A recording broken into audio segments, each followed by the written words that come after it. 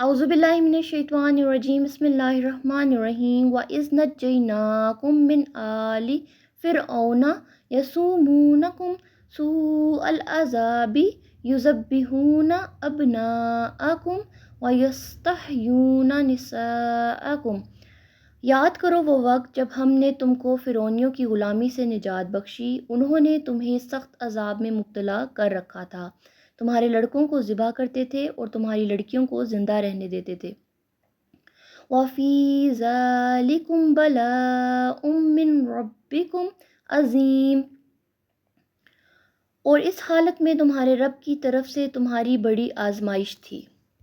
आले फ़िरौन यानी फ़िरौन एक लक़ब है जो मिस्री शहंशाहों का था। ये मिस्र के असल रहने वाले थे। नज्जैनाकुम, हमने तुम्हें निजात दी। यसूमूनकुम यानी किसी को प्रेशराइज़ करना, दबाना।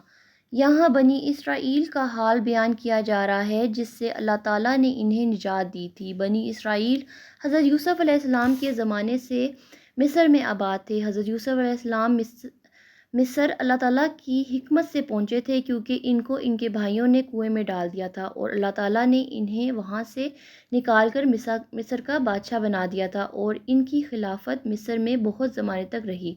हज़रत यूसुफ़ अलैहिस्सलाम ने हज़रत याकूब अलैहिस्सलाम और अपने भाइयों को वहाँ पर सेटल कर दिया और उन्हें वहाँ पर इक़्तिदार हासिल हुआ। वहाँ इन्हें पीरों वाली इज़्ज़त दी गई थी और फिर वहाँ के जो रिहायशी थे उन्हें जब एहसास हुआ कि ये ज़मीन तो हमारी है, तो उन्होंने प्लानिंग स्टार्ट की कि बनी इसराइल को इनकी हाई पोस्ट से हटा दिया जाए, इनको मज़दूर बना दिया जाए, इनकी लो वेजेस हों और इनको तकलीफ़ दी जाए, इनसे मर्तबा और मकाम छीन लिया जाए, इनके बेटों को कत्ल कर दिया जाए। अल्लाह ताला ने बनी इसराइल को हज़रत मूसा अलैहिस्सलाम के ज़रिए इस बुरे अज़ाब से निजात दी थी। अल्लाह ताला फरमाता है कि वो ज़माना याद करो जबकि रिहाई दी हमने तुम लोगों के आबाओ अजदाद को फ़िरौन से, जो फ़िक्र में लगे रहते थे, तुम्हारी दिल आज़ारी के, गले काटते थे तुम्हारी औलाद के और ज़िंदा छोड़ देते थे तुम्हारी औरतों को। और इस वाक़े में तुम्हारे परवरदिगार की तरफ से तुम्हारा बड़ा भारी इम्तिहान था। किसी ने फ़िरौन से पेशन गोई कर दी थी कि बनी इसराइल में एक लड़का ऐसा पैदा होगा जिसके हाथों तुम्हारी सल्तनत जाती रहेगी। इसलिए इसने न्यू बॉर्न लड़कों को कत्ल करना शुरू कर दिया। क्योंकि लड़कियों से इसे कोई ख़तरा नहीं था तो वो इनको छोड़ देता था ताकि इनसे बाद में खिदमतगारी का काम ले।